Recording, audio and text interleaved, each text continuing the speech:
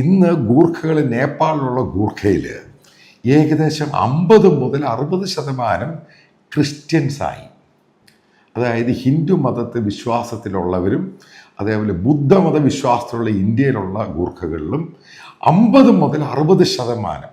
ഞാനത് ഒഫീഷ്യൽ കണക്കല്ല പറയുന്നത്, പക്ഷെ വ്യക്തമായ ഡാറ്റ ഉണ്ട് എൻ്റെ കയ്യിൽ. ആരാണിത് റിസർച്ച് ചെയ്ത് അതുമായിട്ട് ബന്ധപ്പെട്ട്. ഇനി മറ്റൊരു സംഭവം നിങ്ങൾ മനസ്സിലാക്കണം. നേപ്പാളിൽ ക്രിസ്ത്യൻ ചർച്ചുകൾ പ്രവർത്തിക്കുവാൻ പാടില്ല, നിയമമാണ്. ചർച്ച ഉണ്ടാക്കാൻ പാടില്ല. അവിടെ ഒരു ഫോറം പോലെ ഉണ്ടാക്കിയിട്ടാണ് ആൾക്കാർ ചർച്ചയിൽ പോകുന്നത്. ഇനി ഡാർജിലിംഗിലെയും നേപ്പാളിലൊക്കെയുള്ള പല അതിപ്രശസ്തമായ ഹൈന്ദവ ക്ഷേത്രങ്ങളുണ്ട്. ഈ ഹൈന്ദവ ക്ഷേത്രങ്ങളിലൊന്നും തന്നെ ഇപ്പോഴാളുകളില്ല.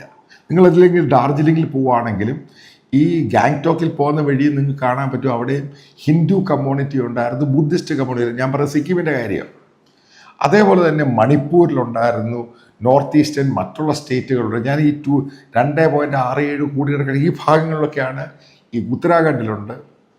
ഇവിടെ ഉള്ള ആളുകളിൽ പ്രത്യേകിച്ച് നേപ്പാളുമായി ചേർന്ന് കിടക്കുന്ന ആളുകളിലാണ് വലിയ രീതിയിൽ കൺവേർഷൻ ഉണ്ടായിരിക്കുന്നത്.